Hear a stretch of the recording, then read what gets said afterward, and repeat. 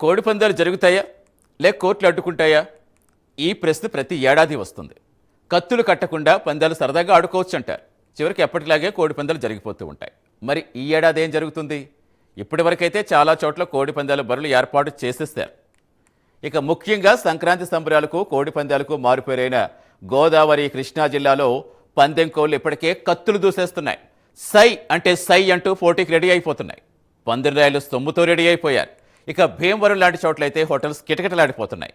వచ్చే 3 రోజులు అంబరాన్నంటే సంబరాల మధ్య కోడి పందాల బరులు, అక్కడే గుండాట, పేకాట, మద్యం దుకాణాలు, నాన్ వెజ్ వంటకాలు, ఇలా ఒకటా రెండా సంక్రాంతి చుట్టూ అనేక విశేషాలు రెడీ అయిపోతున్నాయి. పండుగంటే అందరూ కలుసుకోవటం, సంతోషంగా గడపటం, ఇంటికొచ్చిన పంటతో రైతన్న కళ్ళల్లో ఆనందం చూడటం అనేది వాస్తవమే. కానీ కాలక్రమేణా అన్ని పండుగల్లాగే సంక్రాంతిలోనూ మార్పులు వచ్చేస్తాయి. ఒకనాటి సరదాలు ఇప్పుడు పోటీలుగా మారిపోయాయి. ఆ పోటీలు కాస్త వేలు, లక్షలు, కోట్లకు చేరిపోయాయి.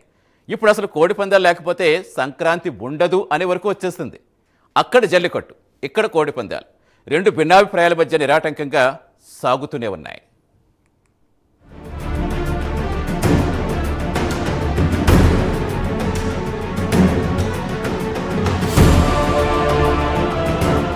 సంక్రాంతి సందడి మొదలైంది. సంక్రాంతి బరిలో కాలు దువ్వేందుకు పందెం కోళ్లు సై అంటున్నాయి. రాటు తేలిన కోళ్లు తమ సత్తాను చాటేందుకు ఉవ్విల్లురుతున్నాయి. పెద్ద సెట్టింగ్లు, డీజే లైట్స్, ఒక జాతరను తలపించేలా ఏర్పాట్లు, కోట్లల్లో చేతులు మారనున్న డబ్బులు. పోలీసులు పర్మిషన్ లేదంటారు. మీరు ఎన్నైనా ఆంక్షలు పెట్టండి, మేము ఎక్కడా తగ్గేదిలే అంటున్నారు పందెం రాయలు. ప్రతి ఏడాది ఇది మామూలే. ప్రతి ఏడాది కోడి పందాలకు అనుమతులు లేవని చెప్తారు. అయినా సరే ఎక్కడికక్కడ బరులు రెడీ చేస్తూ ఉంటారు మన పందెం రాయలు. ఒక్క ఉమ్మడి గోదావరి జిల్లాలోనే ఈ ఏడాది వందలాది బరులు ఏర్పాటు చేశారు.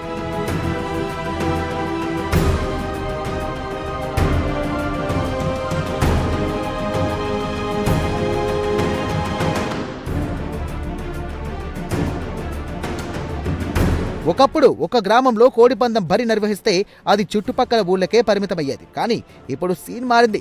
ఇతర రాష్ట్రాల ప్రజలు కూడా వచ్చేస్తున్నారు. ప్రత్యేక బరులు ఏర్పాటు చేసి మరీ ప్రచారం చేస్తున్నారు. నిజానికి బరి ఏర్పాటు, నిర్వహణ అంత తేలికేం కాదు. అధికార పార్టీ పెద్దలను ఒప్పించడం నుండి పోలీసులను ప్రసన్నం చేసుకోవడం వరకు చాలా తతంగమే ఉంటుంది.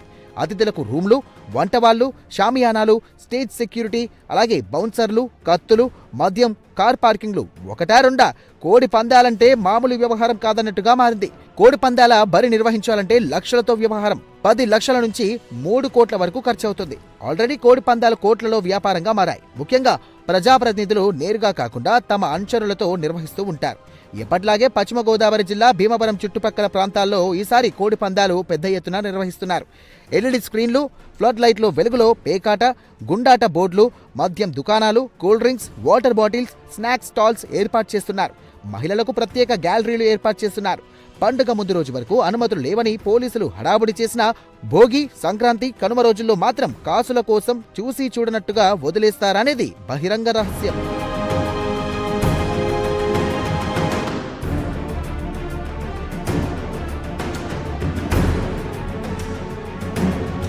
ఏడాది పందాల నిర్వహణలో కార్పొరేట్ తరహా హంగులు కనిపిస్తున్నాయంటున్నారు. బరుల వద్ద నిర్మించిన షామియానాలు, వీఐపీ గ్యాలరీలు విదేశీ వేడుకలను తలపిస్తున్నాయి. భద్రతా విషయంలో ఎక్కడా రాజీ పడకుండా ప్రైవేట్ సెక్యూరిటీ ఏజెన్సీలతో ఒప్పందాలు చేసుకుంటున్నారు. జనసందోహాన్ని నియంత్రించేందుకు వీఐపీల రాకపోకలకు ఆటంకం కలగకుండా ప్రత్యేక ప్రణాళికలు సిద్ధం చేశారు. ఇందుకోసం ఖర్చు చేస్తున్న భారీ మొత్తాలు ఈ పందాల స్థాయిని చెప్పకనే చెబుతున్నాయి. ముఖ్యంగా పశ్చిమ గోదావరి జిల్లాలోని భీమవరం పరిసర ప్రాంతంలో ఒక్క హోటల్ రూమ్ కూడా దొరకని పరిస్థితి ఏర్పడింది. ఎప్పుడో అడ్వాన్స్ బుకింగ్ చేసుకుని పెట్టుకున్న పందెం రాయుళ్లు జాగ్రత్త పడుతూ ఉంటారు. దీంతో సాధారణ రోజుల్లో తక్కువ ధరకు లభించే గదులకు కూడా ఇప్పుడు 3 రోజులకు 30,000 నుండి ₹1,00,000 వరకు వసూలు చేస్తున్నారు.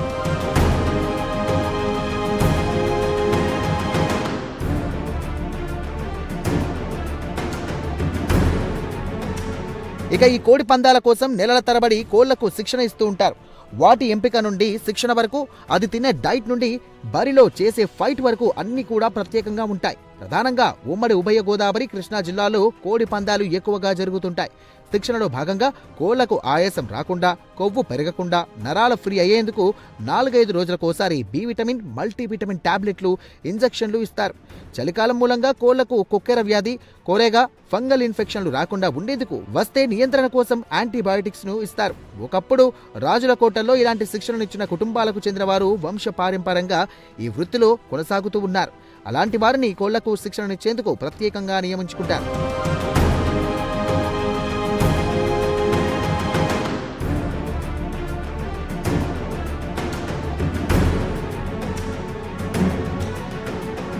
ఇక కోడి పందాల కోసం కుకట శాస్త్రం కూడా ఉండనే ఉంది. పందెంలో గెలవాలంటే కోడిని ఏ దిక్కు నుంచి బరిలో దింపాలి, ఏ రోజు ఏ రకం కోడి పందాల్లో నెగ్గుతుంది, ఏ జాతి కోడి ఏ జాతి కోడితో సరిగ్గా కలబడుతుంది అని తెలుసుకోవడానికి ఇందులో చాలా లెక్కలుంటాయి. ఈ శాస్త్ర ప్రకారం వారాలు, పక్షాల ప్రకారం కొన్ని జాతుల కోడి పుంజులు జీర్ణశక్తి మందగించే రోజులు ఏవో కూడా గుర్తిస్తారట. అలాంటి సమయంలో వాటిని బరిలోకి దింపితే ఓడిపోతాయని నమ్ముతారు.